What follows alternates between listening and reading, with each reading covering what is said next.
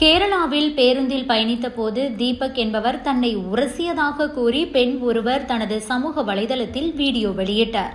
இந்த வீடியோ சமூக வலைதளத்தில் பரவியதால் தீபக் அவமானத்தால் தற்கொலை செய்து கொண்டார். தற்போது அந்த வீடியோவை பகிர்ந்த இளம்பெண்ணுக்கு எதிராக மனித உரிமை ஆணையத்தில் புகார் கொடுக்கப்பட்டிருக்கிறது. போலீசார் வழக்கு பதிவு செய்துள்ள நிலையில் அந்த பெண் தலைமறைவாகி உள்ளார். இந்த நிலையில்தான் அந்த பெண் வீடியோ எடுத்ததாக சொல்லப்படும் பேருந்தின் முன்பக்க சிசிடிவி காட்சிகள் வெளியாகி இருக்கிறது. அதில் தீபக் மற்றும் அந்த பெண் நிற்பது சரியாக தெரியவில்லை. ஆனாலும் அந்த கூட்டமான பேருந்தில் தீபக் ஏறுவது கொஞ்சம் தெரிகிறது. பேருந்தின் இந்த காட்சிகளையும் தற்போது பலரும் ஷேர் செய்து வருகின்றனர். இவ்வளவு கூட்டம் இருக்கும் பேருந்தில் ஒருவர் மீது ஒருவர் இடித்துக் கொள்வது என்பது சாதாரணமாக நிகழக்கூடிய ஒன்றுதான்.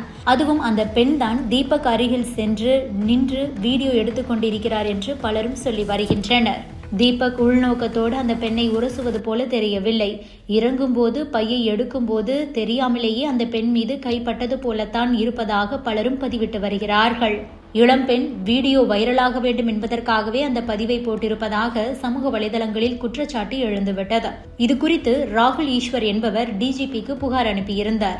இந்த விவகாரம் விஸ்வரூபம் எடுத்ததை அடுத்து தாமாக முன்வந்து சில உத்தரவுகள் பிறப்பிக்கப்பட்டுள்ளது. போலீசார் விசாரணை நடத்தி ஒரு வாரத்தில் அறிக்கை தாக்கல் செய்ய வேண்டும் எனவும், நார்த் ஜோன் டிஐஜி இது குறித்து விசாரணை நடத்த வேண்டும் எனவும், பிப்ரவரி 19ஆம் தேதி கோழிக்கோடு அரசு விருந்தினர் மாளிகையில் நடக்கும் சிட்டிங்கில் இது குறித்து விசாரணை நடத்த வேண்டும் எனவும் மனித உரிமைகள் ஆணையம் உத்தரவு பிறப்பித்துள்ளது.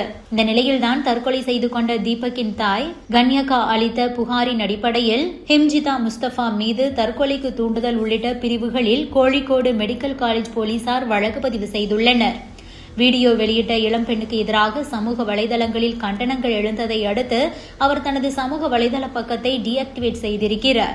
தீபக்கின் குடும்பத்தினருக்கு வழக்கு சம்பந்தமான அனைத்து உதவிகளையும் செய்வதாக ஆல் கேரளா மென்ஸ் அசோசியேஷன் தலைவர் வட்டியூர்காவு அஜித் குமார் தெரிவித்துள்ளார். இதனையடுத்து அந்த பெண் மீது வழக்கு பதிவு செய்யப்பட்டிருக்கிறது. வழக்கு பதிவு செய்திருப்பதால் அந்த பெண்ணுக்கு இந்த விவகாரத்தில் சிக்கல் ஏற்பட்டிருக்கிறது. இதற்கு மத்தியில் தான் அந்த பெண் தலைமறைவாகி உள்ளார். சமூக வலைதளங்களில் ஹிம்ஜிதா கைது செய்யப்பட்டிருப்பதாக வேறொரு பெண்ணின் வீடியோவை பலரும் ஷேர் செய்து வருகிறார்கள். அந்த வீடியோவில் இருப்பது ஹிம்ஜிதா கிடையாது. அவர் இன்னும் கைது செய்யப்படவில்லை, தலைமறைவாகத்தான் இருக்கிறார் என்பது உண்மை. விரைவில் கேரள போலீசார் அவரை கைது செய்வார்கள் என எதிர்பார்க்கப்படுகிறது. Subscribe to One India and never miss an update.